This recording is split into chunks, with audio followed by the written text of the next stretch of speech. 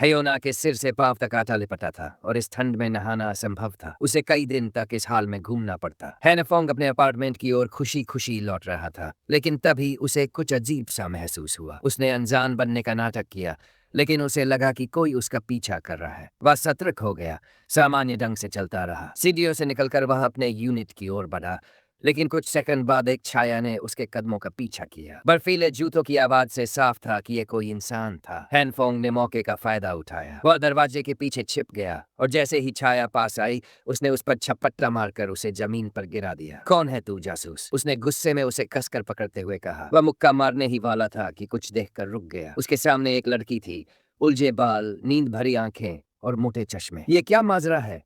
हैनफोंग हैरान था। उसने सोचा कि इतनी रात में ये लड़की उसका पीछा क्यों कर रही होगी। जासूसी? उसने मन में सवाल उठाया। उसने कड़क आवाज में पूछा, बोल, तू यहाँ क्या कर रही है? लेकिन जवाब में उसे सिर्फ खामोशी और चश्मे के पीछे से एक खाली नजर मिली। ये लड़की बातूनी नहीं थी। हैनफोंग ने गुस्से में कहा, अगर तूने नहीं बताया तो इस ठंड में तेरा कोट उतार दूंगा। लेकिन वह टस से मस नहीं हुई। थक कर हैनफोंग ने उसे छोड़ दिया। इस बार जा, लेकिन अगली बार जासूसी की तो छूट नहीं मिलेगी, उसने धमकाया। वह जाने ही वाला था कि उसकी आस्तीन पर किसी का हाथ पड़ा। ये वही खामोश लड़की थी। वह उसे आसानी से जाने नहीं दे रही थी। अब क्या चाहती है? उसने झुंझलाते हुए पूछा। बोल या छोड़ दे। लेकिन लड़की ने चुप रहकर सिर्फ एक दिशा में इशारा किया और उसे अपने साथ खींच लिया। हैनफोन को समझ आ गया कि वह उसे कुछ दिखाना चाहती थी। वे उसके कमरे में पहुंचे। कमरा आश्चर्यजनक रूप से गर्म और रोशनी से भरा था। हैनफोन अवाक रह गया। चारों ओर सामान के बक्सों के ढेर थे, कुछ खाली, कुछ कचरे से भरे। इतने हफ्तों बाद भी इतना सामान, उसने सोचा। क्या इसने भी पहले से तैयारी की थी? उसने सीधे पूछा। तुझे पहले से पता था कि बर्फीला युग आएगा? लड़की ने आखिरकार मुंह खोला। मैंने गणनाएं की थी, उसने अजीब लहजे में कहा। मेरे हिसाब से बर्फीला युग शुरू होने वाला था। हैनफोन को कुछ समझ नहीं आया। वह हम मानने को तैयार नहीं था कि कोई पुनर्जन्म के बिना भविष्य की भविष्यवाणी कर सकता है। लेकिन फिर उसकी नजर कमरे में लगे स्क्रीनों पर पड़ी। उनमें सीसीटीवी फुटेज थी और हर फुटेज में वह खुद था। पहली फुटेज में वह नख खुजलाते हुए लिफ्ट में बक्से ले जा रहा था। दूसरी में डिलीवरी सर्विस उसके कमरे में गैस कैन ला रही थी। तीसरी में ब्रदरली उसे बंदूक का के सदे रहा था। ये लड़की मुझे जासूसी कर रही थी, हैनफोंग ने सोचा। वह परेशान था, लेकिन लड़की अब सहज लग रही थी। उसने बिना परवाह किए अपने गर्म कपड़े उतारने शुरू कर दिए। कमरा इतना गर्म था कि वह सिर्फ हल्के कपड़ों में थी। ये क्या कर रही है? हैनफोंग ने हैरानी से पूछा। यहाँ मेरे सामने कपड़े क्यों बदल रही है? लड़की ने साधारण ढंग से जवाब दिया। यहाँ गर्मी है। लेकिन हैनफोंग का मतलब कुछ और था। रुक जा, अपने कपड़े वापस पहन, उसने कहा। लेकिन उसे भी जल्दी ही अपना कोट उतारना पड़ा।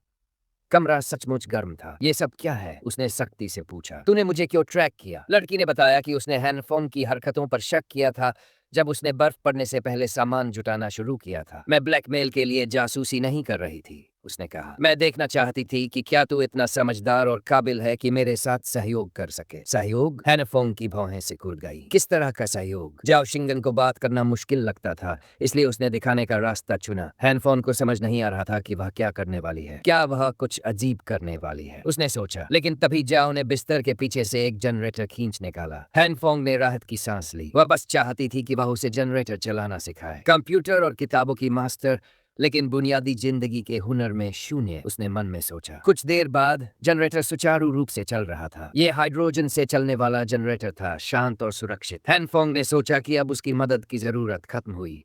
लेकिन जाओ की नीली आंखों में फिर से गुहार थी। इस बार वह गर्म पानी का बॉयलर ठीक करना चाहती थी। हैनफोंग ने जल्दी से उसे सेट कर दिया। अब तुझे 31 घंटे गर्म पानी मिलेगा, उसने कहा। लेकिन पानी बचाना और नल बंद करना मत भूलना। अगला नंबर रेफ्रिजरेटर का था। अंदर का मंजर अव्यवस्थित था। कच्चा मांस फ्रीजर में रख, रेफ्रिजरेटर में नहीं, उसने समझाया, वरना ये जल्दी सड़ जाएगा। और साफ सफाई रख, नहीं तो बीमार पड़ जाएगी। वह ये सब खुद नहीं करने वाला था, जाओ को खुद सीखना था। हैनफोंग हैरान था कि कोई इतने बुनियादी कामों को बिना जाने कैसे जीवित रह सकता था। उसने उसे गैस कैन स्टोव से जोड़ने और सुरक्षा नियमों का पालन करना भी सिखाया। बातें और जटिल होती गई। हैनफोंग को उसे खाना पकाना और आग पर भूनना सिखाना पड़ा। दिन के अंत तक वह पूरी तरह थक चुका था। आखिरकार एक स्वादिष्ट रात का खाना तैयार था। जब तक गर्म है खा ले, उसने कहा। वह खुद समझ नहीं पा रहा था कि वह यहाँ एक वयस्क बच्चे की देखभाल में कैसे फंस गया। जाओ की आत्मनिर्भरता शून्य थी, लेकिन उसे कोई शर्मिंदगी नहीं थी। खाना इतना स्वादिष्ट था कि हैनफोंग ने अपनी शिकायत भूलकर मजाक में कहा, मैं तो बस मजाक कर रहा था। वह थकान से चूर था और अपने गर्म बिस्तर के सिवा कुछ नहीं चाहता था। लेकिन जब उसने जाओ की ओर देखा, वह मेज पर खाने के बीच ही सो चुकी थी। खाते खाते सोना, उसने हंसते हुए सोचा। उसने उसे उठाकर बिस्तर पर लिटा दिया। कौन सोचता था कि मैं पूरा दिन एक बच्चे को संभालने में बिताऊंगा। रात में बर्फबारी और तेज हो गई। तापमान और नीचे गिरा। सुबह हैनफोन की नींद एक मेहमान ने तोड़ दी। वही जाओ थी, इस बार ढेर सारे उपहारों के साथ। तुझे धन्यवाद कहने आई हूँ, उसने कहा। हैनफोंग उसकी उदारता से हैरान था, लेकिन बक्से लेने के बाद भी वह दरवाजे पर खड़ी रही, वही परिचित नजरें लिए। अब क्या चाहिए, उसने पूछा। जाओ ने जनरेटर साथ लाया था, मुझे फिर से सिखा, उसने कहा। पिछले दिन का सबक वह भूल चुकी थी। हैनफोंग को सब कुछ दोहराना पड़ा। कुछ दिनों तक जाओ के साथ बात करने के बाद उसे समझ आ गया कि वह जीविकोपार्जन में पूरी तरह अनाड़ी थी। सामान्य समझ और उचित अनुचित का बोध भी उसमें नहीं था, लेकिन वह हार नहीं मानती थी। हर दिन वह हैनफोन को अपने कमरे में खींच ले जाती थी ताकि वह उसे बुनियादी हुनर सिखाए। आखिरकार उसने कुछ खाने योग्य बनाना सीख लिया। कुत्ते भी उसका पहले वाला खाना नहीं खाते थे, हैनफोंग ने सोचा, लेकिन इस बर्फीले युग में लोग इसके लिए लाइन लगाएंगे। हैनफोंग ने उसका नाम पूछा। जाओ शिंगन, उसने जवाब दिया।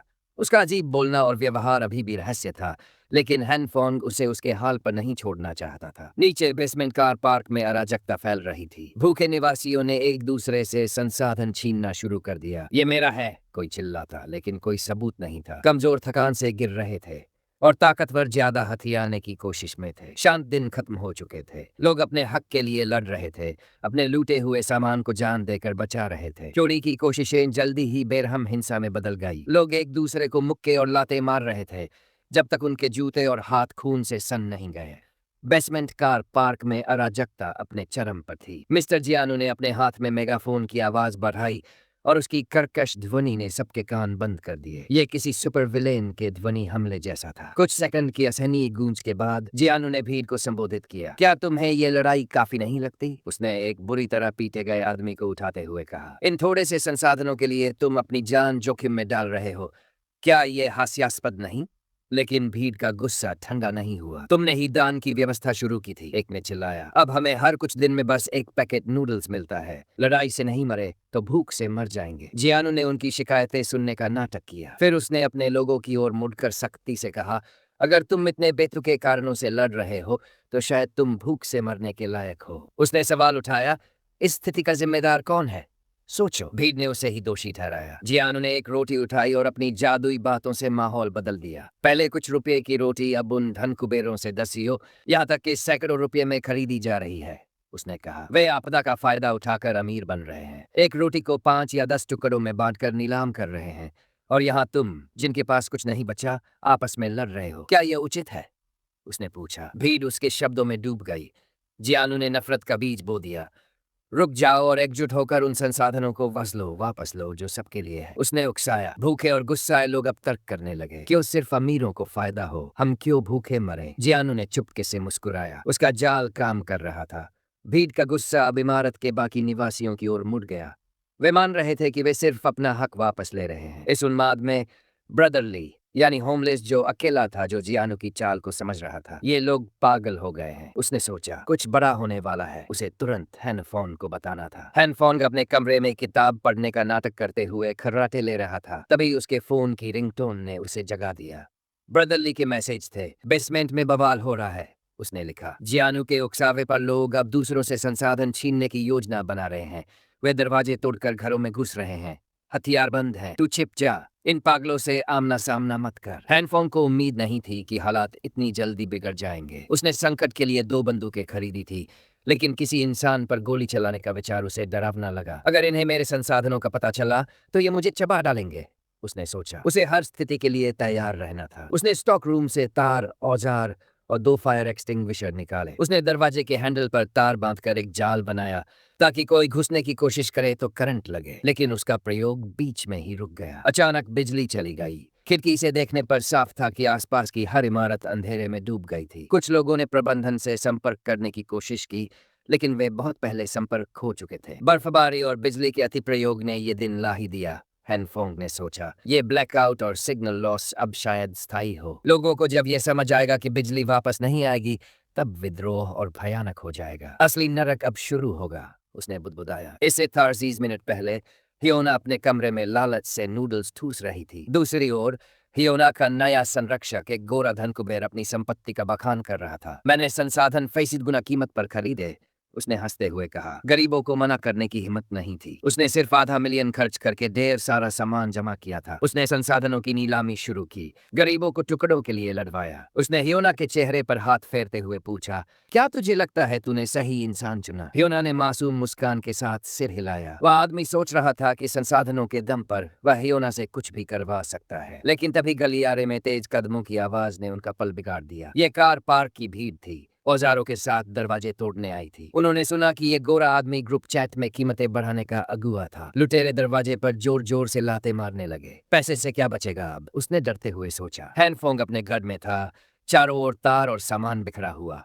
वह अपने होम अलोन स्टाइल के जाल पर काम कर रहा था, लेकिन बिजली की रीडिंग बता रही थी कि तारों में करंट नहीं था। क्या गलत हो रहा है, वह सोच ही रहा था कि तारों में अचानक चिंगारी उठी और धमाका हुआ। वह खांसते हुए पीछे हटा और आग बुझाई। अगर इंटरनेट चल रहा होता तो ये आसान होता, उसने झुंझलाते हुए सोचा। तभी दरवाजे पर दस्तक हुई। वह सतर्क हो गया, जाल तैयार नहीं था। उसने झांक कर देखा, कोई चेहरा नहीं दिखा, बस छोटा कद और उलझे बाल। वही आउटकास्ट लड़की, उसने बुदबुदाया। जाओ शिंगन फिर से मदद मांगने आई थी, अभी नहीं, उसने सोचा। उसे हियोना और उसके पिछले जन्म के हमले की याद आई। लुटेरे दरवाजे तोड़ रहे हैं, उसने जाओ को चेतावनी दी। घर लौट जा, मैं दरवाजा नहीं खोलूंगा। जाओ ठंडे गलियारे में खड़ी रही। सन्नाटा छा गया। फिर उसने दरवाजे पर जोर जोर से दस्तक देना शुरू किया। जब हैनफोंग ने फिर भी नहीं खोला, वह प्रवेश द्वार के फर्श पर कांपते हुए बैठ गई। लुटेरों की आवाजें 5वीं मंजिल तक पहुंच रही थीं। 2 खूंखार दिखने वाले लोग गलियारे में आए। हम पहले पहुंचे, उन्होंने खुशी से कहा। कमरों को लूटने के लिए बांट लिया। हैनफोंग का कमरा सबसे नजदीक था। एक लुटेरे ने क्राउबार से दरवाजा तोड़ने की कोशिश की। हम संसाधन देने आए हैं, उसने चिल्लाया। हैनफोंग ने जाओ को खींचकर अंदर लिया और उसका मुंह दबा दिया। चुप रह, उसने फुसफुसाया। ये कमीने मेरे दरवाजे को नहीं तोड़ पाएंगे। उसका प्रबलित दरवाजा 5 सेंटीमीटर मोटी लोहे की प्लेटों से बना था।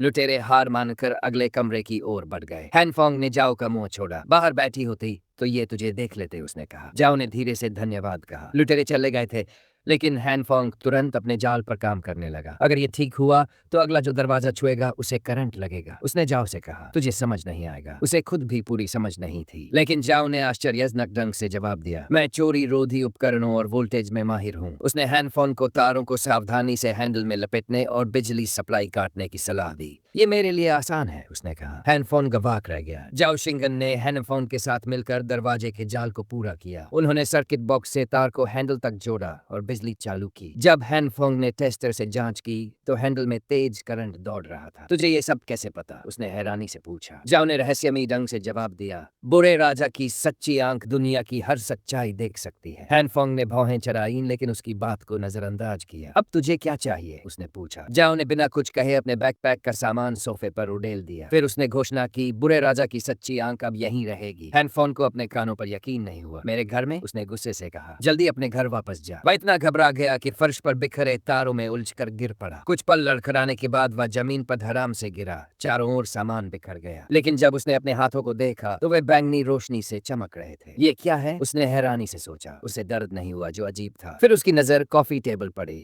जो अभी तक ठोस थी वह अब मिट्टी की तरह नरम हो गई थी। क्या मैंने इसे नरम कर दिया? उसने अपने हाथों की बैंगनी रोशनी को देखा। पास पड़ा टूल बॉक्स भी उस रोशनी के स्पर्श से लचीला हो गया। उसने एक हथौड़ा उठाया और उसका धातु का सिरा मुड़ गया। जब उसने हथौड़े को हिलाया तो वह और बेडौल हो गया। ये बैंगनी रोशनी चीजों को नरम कर देती है, उसने निष्कर्ष निकाला। जाओ ने ये सब चुपचाप देखा, अपनी खाली नजरों के साथ। फिर उसकी आंखें चमकी। तू बुरे राजा का चुना हुआ दूत है, उसने उत्साह से कहा। हैनफोंग ने उसकी अजीब बातों को समझने की कोशिश छोड़ दी। हाँ ठीक है, मैं उसका दूत हूँ, उसने मजाक में कहा, अपनी शक्ति छिपाते हुए। अब बताओ तुझे क्या चाहिए, जाओ ने कहा। हम दोनों दूत हैं, हमें एक दूसरे की मदद करनी चाहिए। तेरा घर अब हमारा अड्डा है। इससे पहले कि हैनफोंग इनकार करता, वह एक कमरे की ओर बढ़ गई, जैसे वह उसकी मालकिन हो। ये कोई बड़ी बात नहीं, उसने सोचा और उसे रहने दिया। अभी उसकी बैंगनी रोशनी को समझना ज्यादा जरूरी था। शायद मेरे पास सिर्फ 2 तरह की रोशनी नहीं, उसने सोचा, और भी हो सकती है। उसने उस पल को याद किया जब वह तारों में उलझकर गिरा था। गहरी एकाग्रता के बाद उसने फिर से बैंगनी रोशनी बुलाई। उसने तारों पर आजमाया और वे नरम हो गए। फिर उसने रसोई का चाकू लिया। बैंगनी रोशनी ने चाकू को जेली की तरह लचीला बना दिया। उसने घर की हर चीज पर इसे आजमाया। लकड़ी, धातु, प्लास्टिक, सब नरम हो गए। लेकिन ये शक्ति अकेले बेकार है,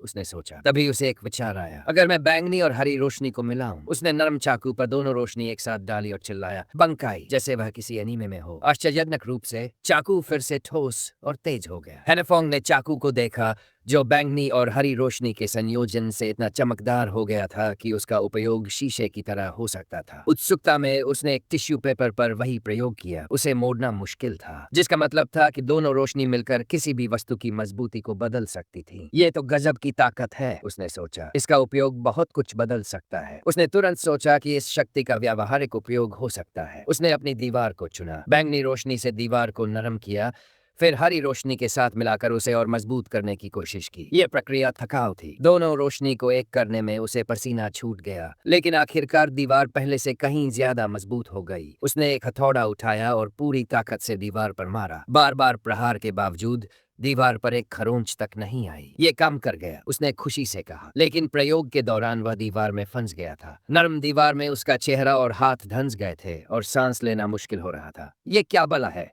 उसने घबराते हुए खुद को बाहर निकाला। ये थकाऊ था, लेकिन उसकी दीवार अब अभेद्य थी। इसी बीच 12वीं मंजिल पर लुटेरों का एक समूह दरवाजे तोड़ रहा था। वे लूटे हुए संसाधनों को आपस में बांटने से इनकार कर रहे थे। हमने मेहनत की, क्यों बूढ़ों और महिलाओं को दें? एक ने कहा। लेकिन इसे छिपाना होगा, वरना मुसीबत होगी। तभी एक लुटेरे की नजर दीवार पर पड़ी। ये क्या है? उसने हैरानी से कहा। दीवार हिल रही थी, जैसे कोई चेहरा उसमें से निकलने की कोशिश कर रहा हो। जब उन्होंने टॉर्च की रोशनी डाली तो एक चेहरा और हाथ उभरे, जैसे कोई भूत दीवार तोड़कर बाहर आ रहा हो। लुटेरे डर के मारे चीखे, ये भूत है। वे नीचे की मंजिल की ओर भागे, 8वीं मंजिल को शापित समझकर।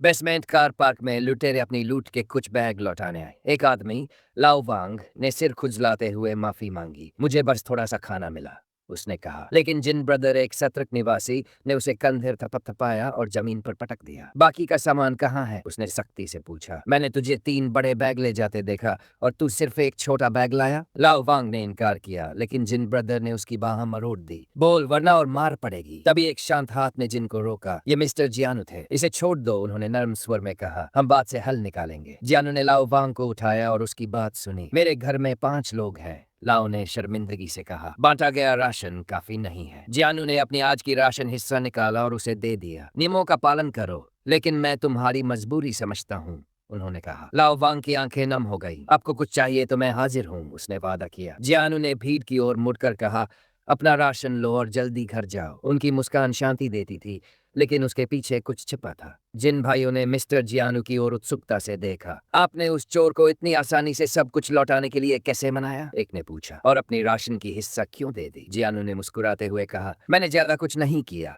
बस उसे एक सिद्धांत समझाया। जिन भाइयों ने उत्सुकता से पूछा, कौन सा सिद्धांत? जियानु ने जवाब दिया, इतिहास में सामाजिक वर्गों के हितों के टकराव से कई बार दंगे हुए, लेकिन ये दंगे सामूहिक व्यवहार है। अगर तुम्हें मौके पर पकड़ा नहीं गया तो कानून तुम्हें सजा नहीं देगा। मैंने लाओ वांग को बताया कि नियम तोड़ने से समूह उसे स्वीकार नहीं करेगा। वह एक साधारण चोर बन जाएगा और आपदा के बाद मालिकों की बदला लेने की बारी आएगी। उनके डर ने काम आसान कर दिया। पास ही खड़े अंकल लू ने यह सब देखा। वह जानता था कि जियानु ने जानबूझकर ये नहीं बताया कि दंगों में हमेशा एक नेता होता है। इस जियानु में हीरो या विलेन बनने की क्षमता है, उसने सोचा। हैनफोंग अपने घर में था, स्लेज हैमर से दीवारों और खिड़कियों की मजबूती जांच रहा था। बैंगनी और हरी रोशनी के संयोजन ने सब कुछ अभेद्य बना दिया था। अब मैं आराम कर सकता हूँ, उसने सोचा। लेकिन तभी दरवाजे पर दस्तक हुई। फिर कौन? उसने चुपके से झांक कर देखा। लियोना थी, ठंड में कांपती, आंखों में आंसू लिए।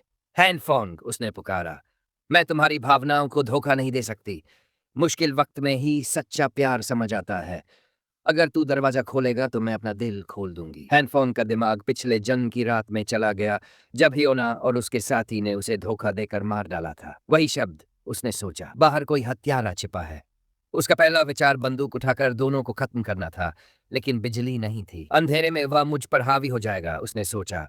जाल से भी दोनों को एक साथ पकड़ना असंभव है। उसने गहरी सांस ली और जनरेटर बंद कर दिया। शांत रह हैनफोंग, उसने खुद से कहा। हयोना से ज्यादा खतरा उस छिपे हुए आदमी से है। पिछले जन्म की यादों से उसे पता था कि हत्यारा दरवाजे के पीछे अंधेरे कोने में छिपा होगा। उसने स्लेज हैमर कसकर पकड़ा और एक योजना बनाई। हयोना बाहर नाटक कर रही थी। हैनफोंग, मुझे बचा लो, उसका साथी जो लूटने और मारने आया था, अब मन बदल रहा था। क्या ये जोखिम के लायक है, उसने सोचा। लेकिन ह्योना ने उसे उकसाया। इस हारे हुए के पास ढेर सारा सामान है। आपदा से पहले ट्रक भर सामान आया था। वे गलत शिकार चुन चुके थे। हैनफोंग ने दीवार को छुआ और बैंगनी रोशनी ने उसे मिट्टी की तरह नरम कर दिया। उसने दीवार को स्लेज हैमर की आकृति दी जो बाहर की ओर उभरी। हत्यारा अजीब आवाजें सुन रहा था, लेकिन हियोना अपने नाटक में मशगूल थी। जब उसने पीछे मुड़ा तो बहुत देर हो चुकी थी। नरम सीमेंट से ढका स्लेज हैमर उसके जबड़े पर लगा, उसे रैगडॉल की तरह उड़ा दिया। हियोना सदमे में चीखी। ये क्या हुआ? उसका साथी दर्द और ठंड से कांप रहा था। तभी दरवाजा धीरे से खुला। हैनफोंग एक फायर एक्सटिंग्विशर लिए बाहर निकला, चेहरे पर शैतानी मुस्कान। हियोना ने डर से उसे देखा। इससे पहले कि वह कुछ बोल पाती, हैनफोंग ने फायर एक्सटिंग्विशर छोड़ा और सफेद धूल ने हियोना को ढक लिया। वह चीखती रही।